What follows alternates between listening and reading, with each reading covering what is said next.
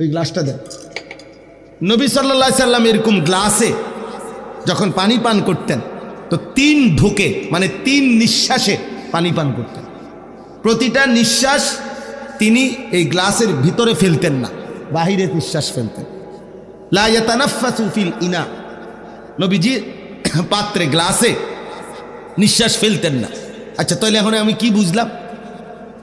আমি বুঝলাম এটা যে নিঃশ্বাসটা আমি কেমনে ফেলমু এইটা পর্যন্ত আমার রাসূলের সুন্নাত, এখানে পর্যন্ত আমার নবীর অনুসরণ আমার জন্য সুন্নাত, আমার জন্য দরকার।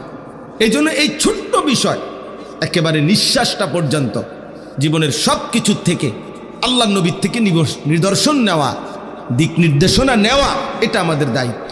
তাহলে এই মেরাজের এই ঘটনা আমি তো এক কথায় বললাম, ছোট্ট কথা, আপনারাও শুনছেন, আপনারা জানেনও, আমাদের জন্য শিক্ষা কি, আমরা কি নিলাম, অনেক কথা।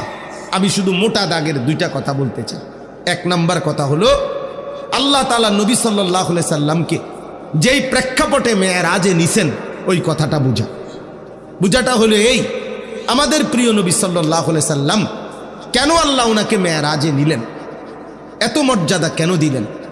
আমাদের নবী সাল্লাল্লাহু আলাইহি সাল্লাম 40 বছর বয়সে যখন ইসলামের দাওয়াত শুরু করলেন, এই সেদিন থেকে বিরোধিতা শুরু হয়েছে। প্রথম দিনেই কি করছে? বিরোধিতা করছে। আবু লাহাব নবীজিকে মন্দ বলছে, এই বিরোধিতার সূচনাকারী। এরপরে একটানা 10 বছর 40 থেকে 50 নবীজির এই 10টি বছর মক্কার জমিনে দিবানিশি কালেমার দাওয়াত দিছেন। আর এই মক্কার কুরাইশরা, কাফেররা প্রতিনিয়ত আমাদের নবী সাল্লাল্লাহু আলাইহি সাল্লামের বিরোধিতা করছেন, ওনার বিরুদ্ধে ষড়যন্ত্র করছেন, ওনাকে অকথ্য গালিগালাজ, শারীরিক নির্যাতন, ওনার সাহাবীদের উপরে জুলুম নির্যাতন প্রতি কদম কদম বাধাগ্রস্ত করছেন। নবী সাল্লাল্লাহু আলাইহি সাল্লাম একদিনের জন্য থামেন নাই। তিনি তার মিশন, আমি সংক্ষেপে বলতেছি, কাজ করে গেছেন। 10ম বছর আইসা নবুয়তের 10তম বছর, মানে নবীজির বয়স তখন 50। 40 বছর বয়সে শুরু করিলে তো 10 বছর পরে কত? কথা বলেন। এই 50তম বছরে নবীজি সাল্লাল্লাহু আলাইহি সাল্লামের 2 জন আপনজন ইন্তেকাল করছে। একজন হলো চাচা আবু তালেব, আরেকজন হলো নবীজির স্ত্রী আম্মাজান খাদিজা রাদিয়াল্লাহু তাআলা আনহা। এই 2 জনের ইন্তেকালের পরে নবী সাল্লাল্লাহু আলাইহি ওয়াসাল্লামের উপর মক্কার কুরাইশ কাফেরদের জুলুম, নির্যাতন, অত্যাচার আগের চাইতে 10 গুণ বেড়ে গেছে। এইবার আল্লাহর নবী সাল্লাল্লাহু আলাইহি সাল্লাম 11তম বছর, নবীজির বয়স তখন 51। এই 11তম বছরের শেষে আল্লাহর নবী সাল্লাল্লাহু আলাইহি সাল্লাম পার্শ্ববর্তী তায়েফ, এই তায়েফে গেছেন নবীজির পালক পুত্র যায়েদ ইবনে হারেসা রাদিয়াল্লাহু তাআলা আনহুকে সাথে নিয়ে তায়েফে গেছেন কালেমার দাওয়াত দিতে। এখানে বেশি কষ্ট হচ্ছে, বেশি বিরোধিতা করতেছে, এই জন্য ভাবলেন তায়েফে গিয়ে দেখি। তায়েফে আল্লাহর নবী সাল্লাল্লাহু আলাইহি সাল্লাম লম্বা সময় কালেমার দাওয়াত দিছেন, কিন্তু বিনিময়ে একটি লোকও তায়েফের কালেমা গ্রহণ করেনি, বরং প্রত্যেকে দূর দূর করে নবী সাল্লাল্লাহু আলাইহি সাল্লামকে তাড়ায় দিছেন। নাউযুবিল্লাহ। শেষ পর্যন্ত তায়েফের সর্দাররা তাদের বাচ্চা কাচ্চাদেরকে লাগায় দিছে। নাউযুবিল্লাহ, এই লোকটা পাগল, যত পারো পাথর মেরে তারে আমাদের তায়েফের সীমানার থেকে বের করে দাও। ছেলেরা অঝরে পাথর মারছে, পাথর মারতে মারতে আল্লাহর নবী সাল্লাল্লাহু আলাইহি সাল্লাম পাথরের আঘাতে রক্তাক্ত হয়ে তায়েফের ময়দান থেকে বের হয়ে গেছেন। তায়েফের সীমানার থেকে যখন বের হইছে, এত বেশি পাথরের আঘাত, আল্লাহর কসম বাপ, আল্লাহর নবী সাল্লাল্লাহু আলাইহি সাল্লাম হযরত যায়েদ বলেন, নবীজির পবিত্র জুতা মুবারক এবং পায়ের তালু রক্তে জমাট বাইদা এভাবে আটকায় গেছে যে আমি জুতা খুলতে পারতেছিলাম না। হযরত যায়েদ বলেন, আমি আমার শরীরের মধ্যে নবীকে জড়ায়া ধইরা নবীজির রক্ত মুবারক আমার গায়ে মাখতে লাগলাম, আর আমি চোখের পানি ফেলতেছিলাম যে ইয়া রাসূলুল্লাহ, ওই জাতির কি হবে যে জাতি তাদের নবীকে এইভাবে রক্ত ঝরিয়েছে, এইভাবে রক্ত ঝরিয়েছে।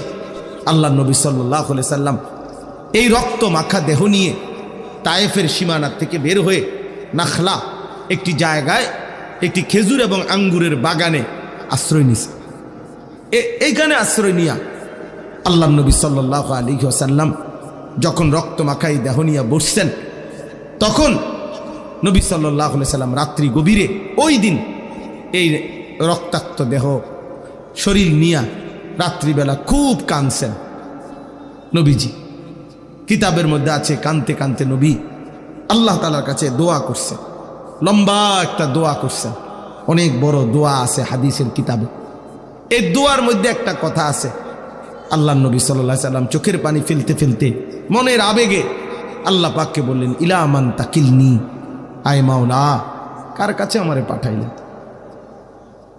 কার কাছে পাঠাইলেন? এ কেমন উম্মতের কাছে পাঠাইলেন যে তাদের নবীকে এভাবে পাথর মারে? আমি তাদেরকে আপনার দিকে ডাকলাম আর তারা আমারে এইভাবে পাথর মারলো, এইভাবে পাথর মারলো। আল্লাহ নবী সাল্লাল্লাহু আলাইহি সাল্লাম বললেন, মাওলা আমারে কি কোনো অপরিচিত লোকদের কাছে পাঠাইলেন, আমার উম্মতের কাছে না নাকি অন্যের কাছে পাঠাইলেন?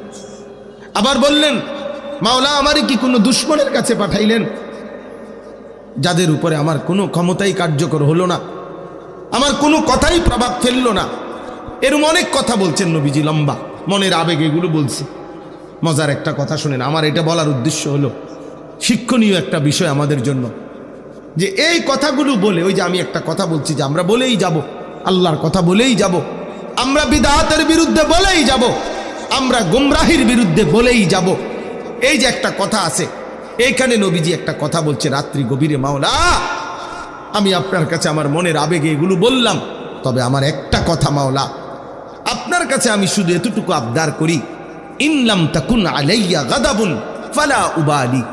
এই কথাইটা নবী বলছে, আয় মাওলা শুধু এতটুকু বলেন যে আপনি আমার উপরে নারাজ হন নাই, আপনি আমার উপরে রাগ করেন নাই। যদি বলেন আপনি নারাজ না, ফালা উবালি, অতএব আমি আর কোনো কিছুতে পরোয়া করি না। এবার আমার পক্ষে কে বিপক্ষে কে, গ্রহণ করলো কয়জন, বিরোধিতা করলো কয়জন, পাথর মারলো কয়জন, আদর করলো কয়জন, এটা আর আমার দেখার বিষয় না। আমার দেখার বিষয় হলো আপনি অসন্তুষ্ট কিনা। যদি বলেন আপনি অসন্তুষ্ট না, ফালা উবালি, আমি আর কোনো পরোয়া করি না। আপনি খুশি, আমার চলবে, আপনি রাজি থাকলেই চলবে। আল্লাহ তাআলা গ্রহণ করা এটা বড় বিষয়। করলাম তো অনেক কিছু, বানাইলাম তো অনেক কিছু, কিন্তু মহান আল্লাহ পাক রব্বুল আলামিন গ্রহণ করলেন না, কবুল করলেন না, তত লাভ হলো না। এই জন্য কোরআনুল কারীমের মধ্যে আছে হযরত ইব্রাহিম আলাইহিস সালাম এবং তার ছেলে ইসমাইল, ওনারা দুইজনে মিলে আল্লাহর হুকুমে কাবা ঘর, আল্লাহর ঘর কাবা যখন পুনর্নির্মাণ করলেন, ওয়া ইদ ইয়ারফাউ ইব্রাহিমুল কাওয়াইদা মিনাল বাইতি ওয়া ইসমাইল, আল্লাহ তাআলা নিজেই সেটা বর্ণনা করছেন। ইব্রাহিম এবং ইসমাইল আল্লাহর ঘর কাবা পুনরায় তৈরি করলেন আল্লাহরই হুকুমে। সমস্ত কার্যক্রমটা আল্লাহর হুকুমে, আল্লাহ পাক দিক নির্দেশনা দিয়েছেন। জিব্রাইলের উপস্থিতিতে কাবা ঘর পুনর্নির্মাণ করছেন। তো এরপরে যখন কাজটা শেষ হয়েছে আল্লাহর ঘর নির্মাণ, তখন কোরআনে আছে যে ইব্রাহিম আলাইহিস সালাম আল্লাহ তাআলার কাছে দোয়া করছেন। এই দোয়ার মধ্যে বলছেন, রব্বানা তাকাব্বাল মিন্না ইন্নাকা আনতাস সামিউল আলিম। এই কথাটা বলতে চাচ্ছি। ইব্রাহিম আলাইহিস সালাম বললেন, আল্লাহ আপনি আমাদের এই খেদমতটুকু কবুল করে নেন।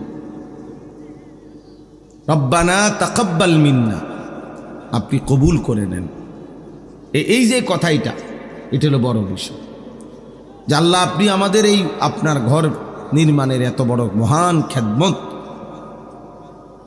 তো খেদমত তো অনেক বড়, ঠিক আছে বুঝলাম, কিন্তু আপনি গ্রহণ করলেন কিনা সেটা হলো দেখার বিষয়। এই জন্য আল্লাহর কাছে আলাদাভাবে দোয়া চাইছে, আল্লাহ আমাদের এই খেদমতটুকু তাকাব্বাল, আপনি গ্রহণ করে নেন, আপনি গ্রহণ করে নেন।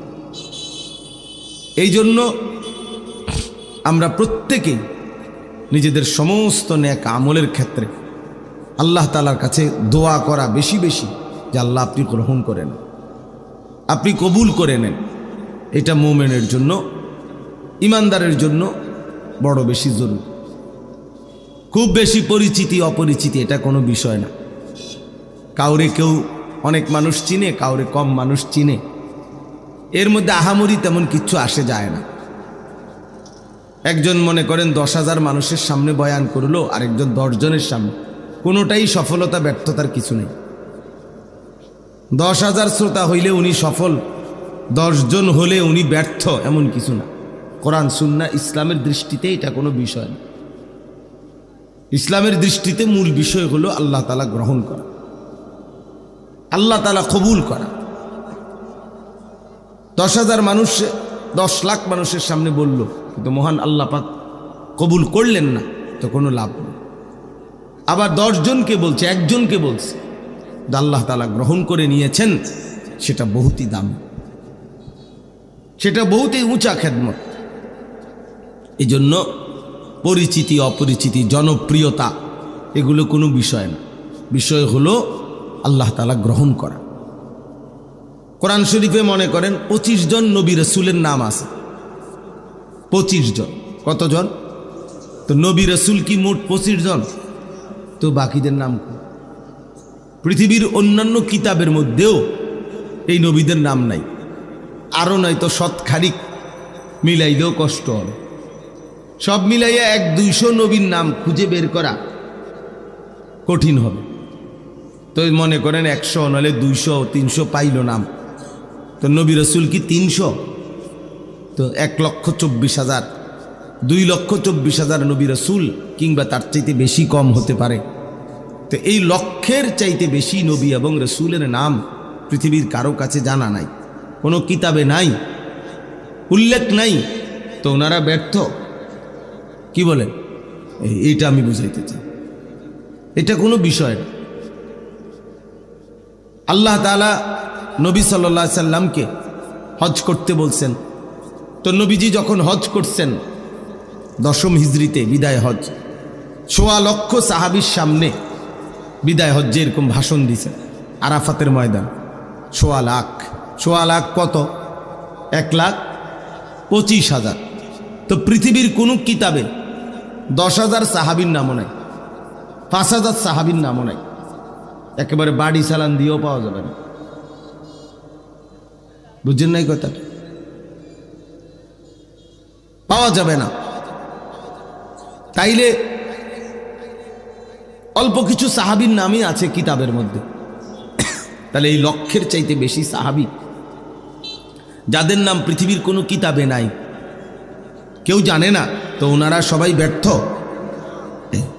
এই কথাটা বুঝতেছে। এই জন্য আমাদের জীবনের কর্তব্য হলো আমরা এই কথা দিল থেকে ভাবা যে আল্লাহ গ্রহণ করা, আল্লাহ গ্রহণ করা, আল্লাহ গ্রহণ করা। আল্লাহ তাআলা যেন নারাজ না হয়, আল্লাহ যেন সন্তুষ্ট হয়, এটা বড় বিষয়। কোরআনুল কারীমের মধ্যে আছে, আল্লাহ তাআলা বলেন ওয়ারিদওয়ানুম মিনাল্লাহি আকবার। ভাই, যে কোনো লোক ঢুকতে যদি সবাই তাকায়, আপনারা যারা দেখতেছেন, তো এটা তো আপনি শেষ হইতো না। মনে করেন একজন একজন করে লোক ঢুকবো, আপনি চাইয়া থাকবেন, তো তাইলে লাভ হইল কি? তো একবারে রাস্তার যেয়ে দেখেন, যারা এখান থেকে কষ্ট করে দেখতে রাস্তা, ওই লোকগুলা, আপনাদের তো কষ্ট হচ্ছে, আপনারা কষ্ট করে উঠে রোডে গিয়া চান কেডা কেডা, তাহলে ভালো বুঝবে।